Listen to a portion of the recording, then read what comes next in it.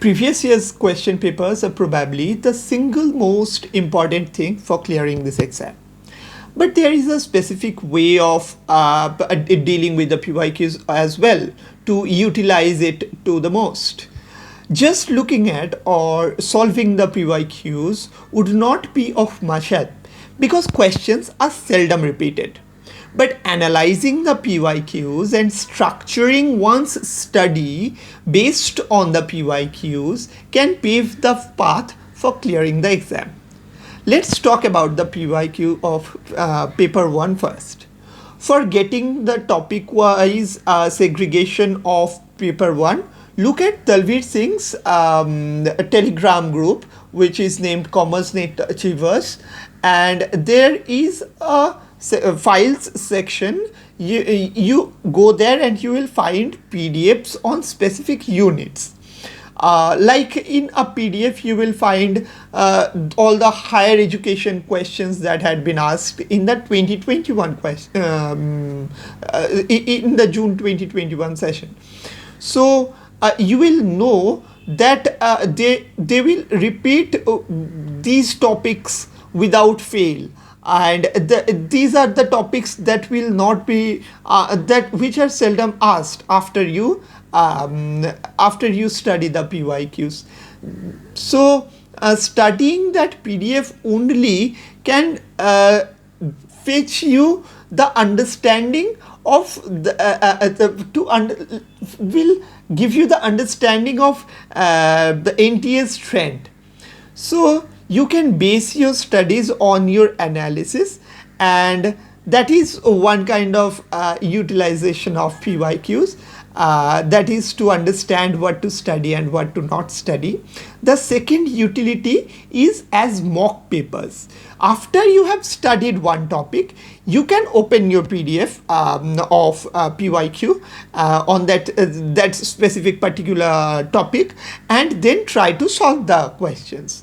They will act as best mock papers, because if you give other mock papers of some coaching institute or so, that would not be as authentic as the PYQs at any rate.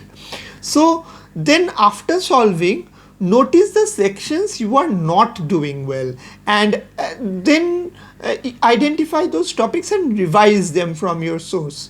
The third way to utilize the PYQs is specific to the section teaching aptitude. Teaching aptitude questions are very confusing in nature. Okay, so if you see the questions, you would think that all the options can be correct.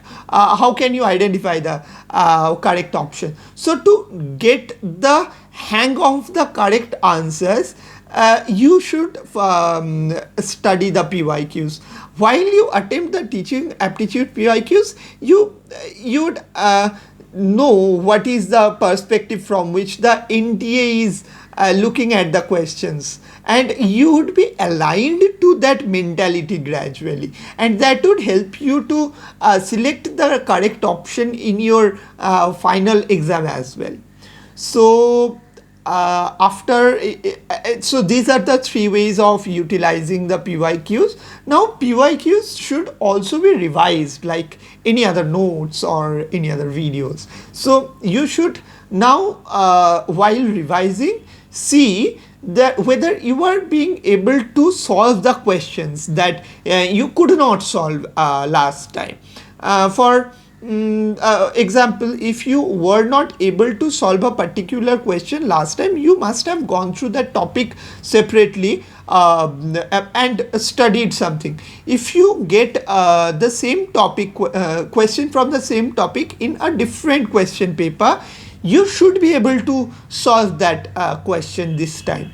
That is how you improve yourself gradually, and that's the way of that's the utilization of the PYQs. Now PYQs are for paper 2. I did not get any topic-wise segregated previous year's question papers like I got in Talveer sir's Telegram channel. So if you too don't get any such topic-wise segregation, you can do one task.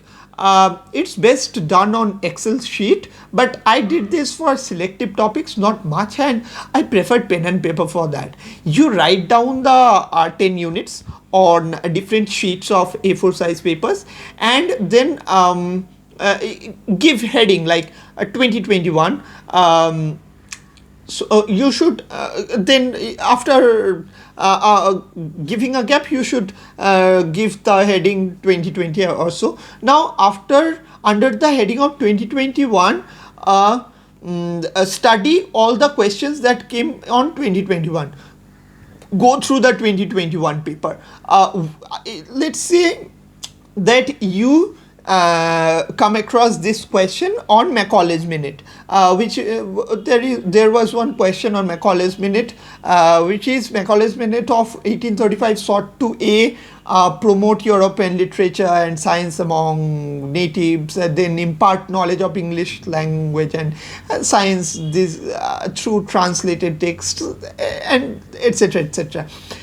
Then there were other options also. So you note that this question is from Macaulay's Minute. You note only Macaulay's Minute under the heading of English in India, History, Evolution and Futures, which is your topic. So this is how you categorize the topics. You have selected taken 10 topics in which 10 A4 sheets, in which one sheet is headed as English in India, history of English in India. Then under that you write 2021.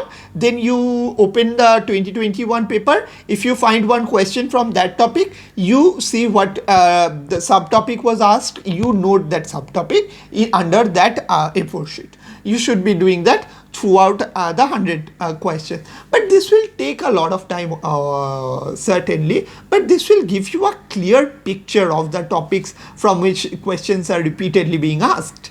If you don't want to devote this much of time, then you should be able to remember while you solve the question paper what are the topics that are being addressed. I mostly followed this second method of trying to recall what were the topics that were asked while answering the paper. By studying the papers, you will understand that you don't need to read everything given on a particular book. That can be Arihant or even Madan. You have to prepare your detailed syllabus from the PYQs itself.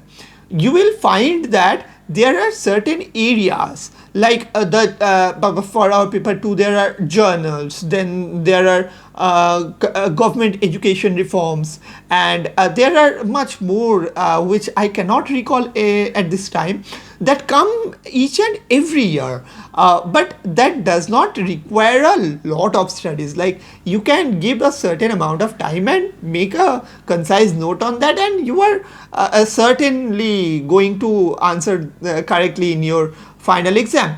Identify these topics and study well these topics. These are the high yielding topics.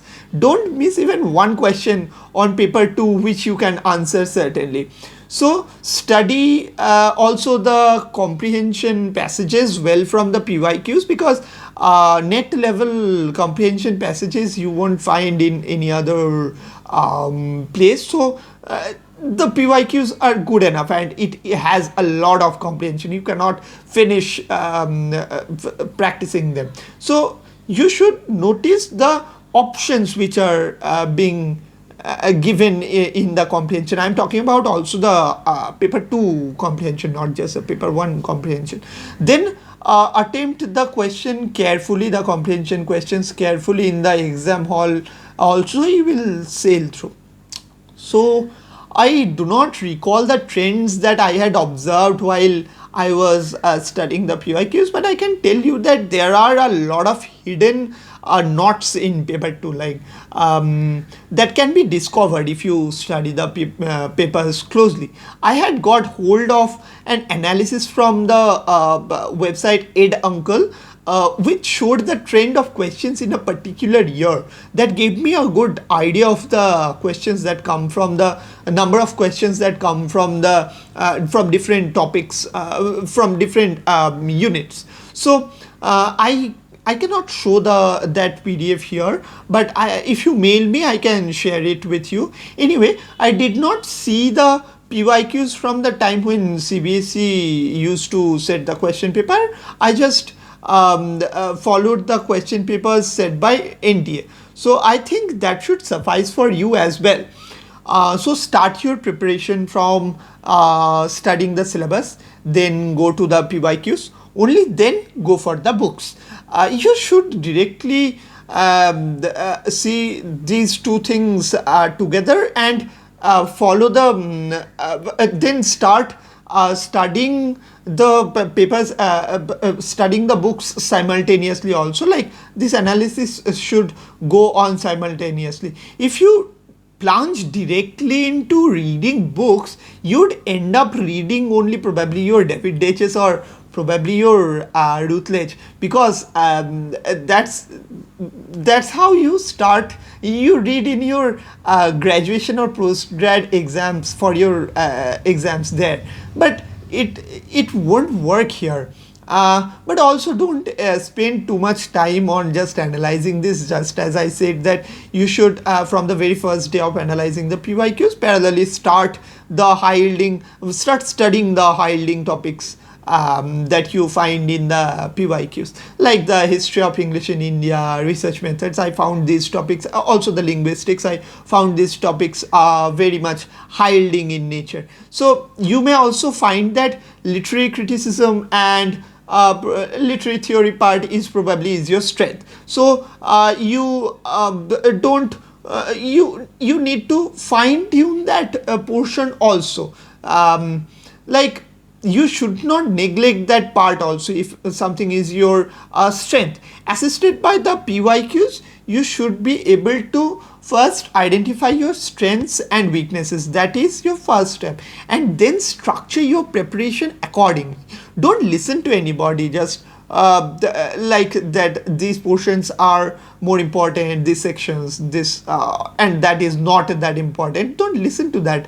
Listen to your own analysis and prepare structure your preparation accordingly. You should employ your own understanding, because there always remains a gap between the knowledge base between two particular persons. Their strategy should also be different based on their knowledge base. So you should not be just copying one's strategy blindly. You should see what you are good at. You should see where you lack in your preparation and try to mend those gaps. In this way, try to utilize the PYQs at its best, and I think that should be enough for excelling in this exam. That's it for this video. In the next video, I shall talk about a few study techniques that I found useful while preparing myself for this exam.